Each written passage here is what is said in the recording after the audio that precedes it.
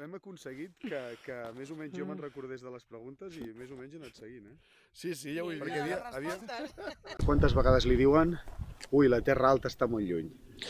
Pues la veritat que m'ho diuen moltes vegades, però jo també els dic que la Terra Alta està tan a lluny de Barcelona com de Barcelona de la Terra Alta. Això és una cosa bidireccional. El que passa és que quan la distància que hi ha, el viatge, el trajecte que fas, i arribes a un territori i veus este paisatge, i veus este entorn privilegiat, i veus tots aquests valors que hi ha al territori, realment ha valgut la pena fer este trajecte i arribar fins aquí. Jo abans li camen més baixar cap al sud, no? Sí, ha sigut una tendència que sobte, però la veritat és que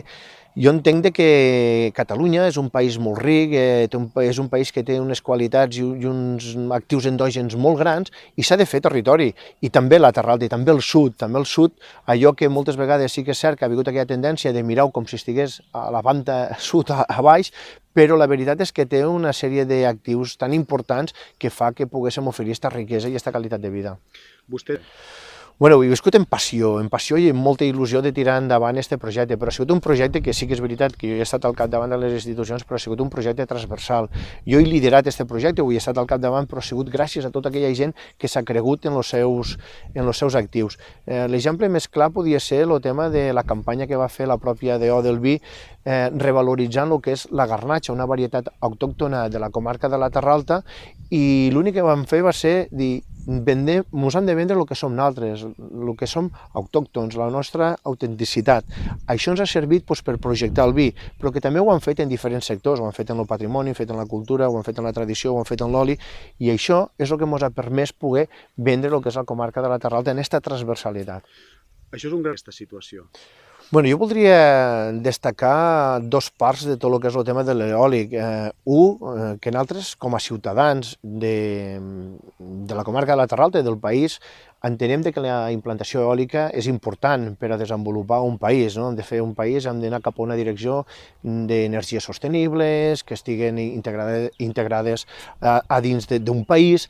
però també entenem que la massificació eòlica a la comarca de la Terra Alta no pot ser, perquè hem estat apostant i estem apostant per uns valors endògens que són paisatge, que és cultura, que és patrimoni, que és vi, que és oli. Tot això no pot ser compatible, no és compatible en una massificació. Avui tenim una implantació molt important que també dona la casualitat que durant aquests anys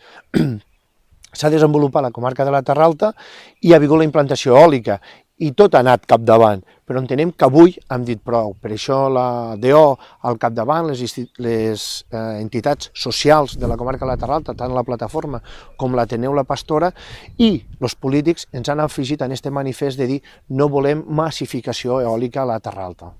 Clar, vostè és de la ruta del vi. Bueno, dir-li que tenim un territori extraordinari, que fa uns anys allò que teníem diversificat i que no li havíem parat prou atenció, avui és un dels valors més importants que té la comarca de la Terra Alta. La guia de vins que vam estar presentant l'altre dia estem oferint aquell salt qualitatiu que han fet els cellers, és a dir, avui en dia s'estan construint uns cellers que no només fan vi, també fan enoturisme, també ofereixen el patrimoni, la cultura, la gastronomia, ho ofereixen al mateix espai. Tot això està provocant que aquell turista que venia un dia, aquells visitants que teníem un dia, feien una cosa en concret, ja sigui via verda, ja sigui paisatge, ja sigui dinar, ja sigui fer un tas de vins, i marxaven, avui ja s'estan quedant, perquè el ventall de possibilitats que hi ha avui a la comarca de la Terra Alta és extraordinari. Avui pots fer la via verda, que tenim unes xifres de 50.000 usuaris anuals, pots fer tot el que són el paisatge de les muntanyes, des de Cavalls, Pàndols, fins a les Roques d'en Benet i els ports d'Horta-Beseit. Tot això, afegint tot el que és el tema gastronòmic, enoturístic i oleoturístic que s'està dinamitzant, està oferint tot aquest ventall de possibilitats i vindre a descobrir una comarca que durant molt temps ha estat estanca, però que avui està més viva que mai. Hi ha una altra cosa, És veritat que la comarca de la Terra Alta és una de les comarques que també pateix el despoblament i la fugida de talent i la fugida de gent jove, però aquests últims anys, que ha hagut aquest salt qualitatiu, que s'ha apostat per tots aquests actius endògens, ens hem trobat que la gent jove està estudiant enologia i torna i està al capdavant dels cellers, que això és molt important, poder vendre no només la professionalitat i l'ensenyament que han tingut aquestes persones, sinó la passió a l'hora d'elaborar aquell vi i de vendre aquell vi. També ens trobem en el tema de restauració. Avui al capdavant dels restaurants és gent jove que s'ha anat a professionalitzar a les escoles d'hostaleria i han tornat al territori. Tot això fa que en una mesura petita, però sí que és cert que hi ha unes xifres que t'inviten a l'optimisme de continuar treballant en aquesta línia a la comarca de la Terra Alta, perquè estàs veient que la gent jove, allò que abans no n'hi feia massa cas, avui s'està apostant per un futur millor a la comarca de la Terra Alta, que en definitiva és qualitat de vida.